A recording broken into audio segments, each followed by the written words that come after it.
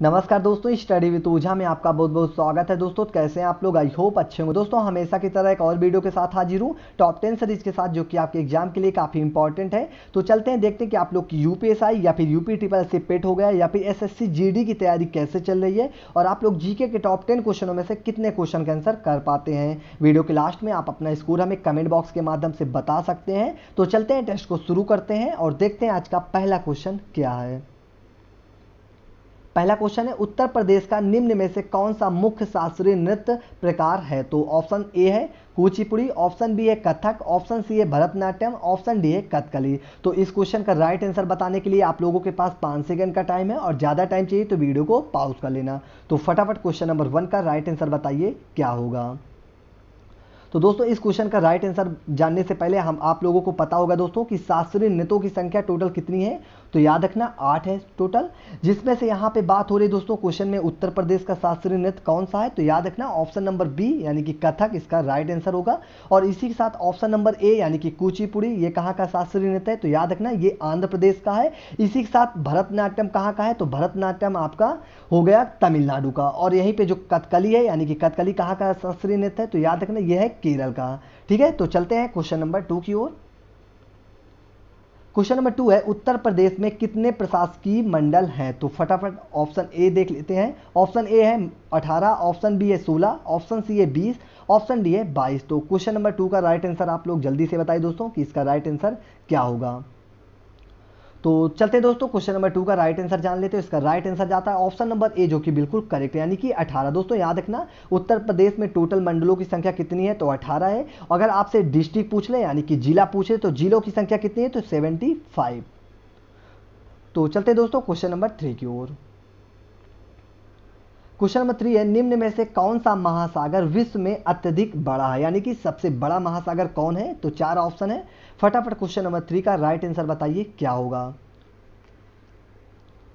तो दोस्तों चलते हैं, क्वेश्चन नंबर 3 का राइट आंसर भी जान लेते हैं। इसका राइट आंसर जाता है ऑप्शन नंबर बी। अगर आप लोगों ने दिया है तो बिल्कुल करेक्ट है, यानी कि पैसिफिक, जो कि बिल्कुल करेक्ट आंसर होगा। दोस्तों याद रखना पैसिफिक जो कि किसका नाम है? तो याद रखना ये प्रशांत महासागर को ही इस नाम से जाना जाता है। तो याद रखना दोस्तों, इंपॉर्टेंट क्वेश्चन है। चलते हैं दोस्तों क्वेश्चन नंबर 4 की ओर। क्वेश्चन नंबर 4 है, पुनर्गठित योजना आयोग का नाम है? तो क्या नाम है? जो पुनर्गठित करके योजना आयोग का अब नया नाम कर दिया गया है 2015 में, तो उसका नया नाम क्या है? और 4 ऑप्शन है। फटाफट इसका राइट आंसर बताइए दोस्तों क्या होगा। तो चलते हैं दोस्तों, क्वेश्चन नंबर 4 का राइट आंसर जान लेते हैं और इसका राइट आंसर जाता है ऑप्शन नंबर सी। अगर आप लोगों ने दिया है तो बिल्कुल करेक्ट है। दोस्तों यहाँ पे कंफ्यूजन करने के लिए ऑप्शन एक जैसे बना दिया जाता है, तो आप लोग बिल्कुल भी जल्दीबाजी में क्वेश्चन को गलत मत करना। तो इसका right answer option number C, जो कि बिल्कुल करेक्ट आंसर होगा। दोस्तों बात कर लेते हैं नीति आयोग का फुल फॉर्म क्या है। तो याद रखना national institute for transforming India इसका फुल फॉर्म है।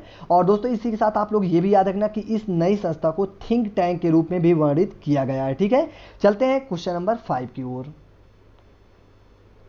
क्वेश्चन नंबर 5 है, निम्न में से कौन सा देश दक्षिण एशियाई क्षेत्रीय सहयोग संगठन यानी कि सार्क का सदस्य नहीं है? तो ऑप्शन ए है नेपाल, ऑप्शन बी है भूटान, ऑप्शन सी है म्यांमार, ऑप्शन डी है बांग्लादेश। तो क्वेश्चन नंबर 5 का राइट आंसर बताइए क्या होगा। तो दोस्तों यहाँ पे सबसे पहले आप लोगों को पता होना है कि सार्क जो है, टोटल सार्क में, जो कि आप लोगों को पता होना चाहिए कि जो टोटल संख्या कितनी है सार्क में, तो कितने हैं? तो 8 है, याद रखना।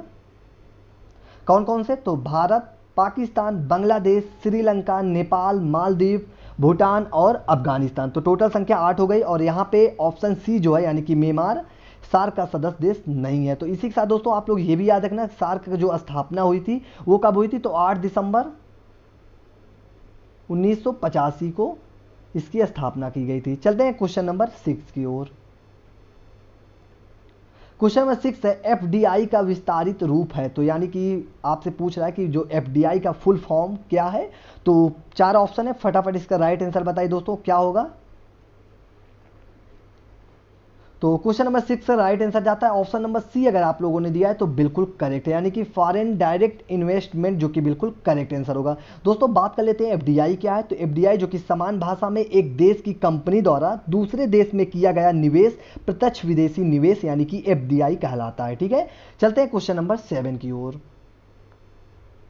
क्वेश्चन नंबर 7 है, विश्व तंबाकू रहित दिवस इस दिन मनाया जाता है, तो कब मनाया जाता है? ऑप्शन ए है 1 फरवरी, ऑप्शन बी है 10 मार्च, ऑप्शन सी है 21 अप्रैल, ऑप्शन डी है 31 मई।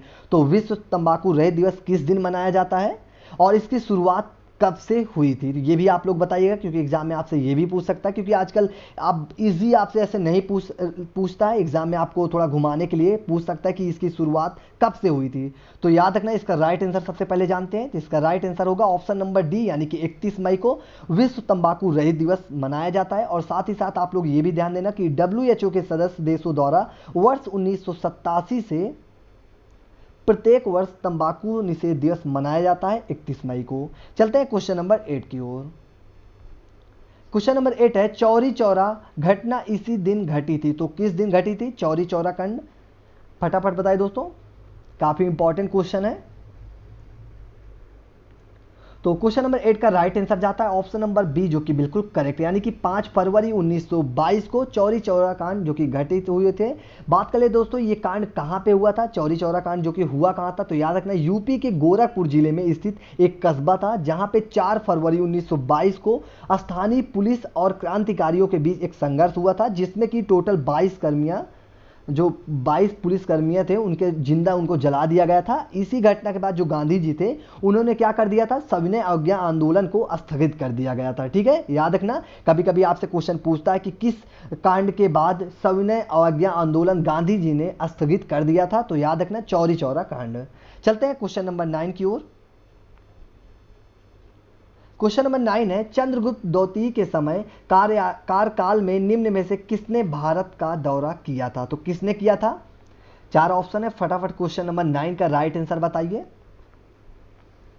तो चंद्रगुप्त के जो दरबार में, चंद्रगुप्त द्वितीय के दरबार में सबसे पहले भारत में किसने दौरा किया था? तो इसका राइट आंसर जानते हैं, तो इसका राइट आंसर जाता है ऑप्शन नंबर ए, जो कि बिल्कुल करेक्ट है, यानी कि फयान करके एक दोस्तों एक चीनी यात्री था, जो कि बौद्ध धर्म का अनुयायी था, और ये चंद्रगुप्त द्वितीय के समय आया था। याद रखना, इंपॉर्टेंट क्वेश्चन है।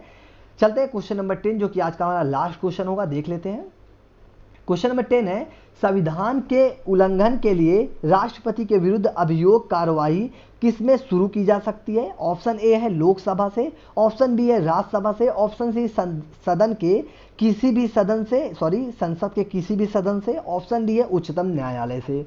तो क्वेश्चन नंबर 10 का राइट आंसर बताइए दोस्तों क्या होगा, और इसी क्वेश्चन के बाद आप लोग हमें ये बताइएगा कि टॉप 10 क्वेश्चनों में से आप लोग कितने क्वेश्चन का आंसर कर पाए। अगर आप लोगों का स्कोर दोस्तों अगर 7 के करीब आप लोग कर पाते हैं, तो आप लोगों की काफ़ी अच्छी तैयारी है। ठीक है, अगर इससे कम आप लोग कर पा रहे हैं, तो आप लोगों को जीएस में ज़्यादा ध्यान देना पड़ेगा।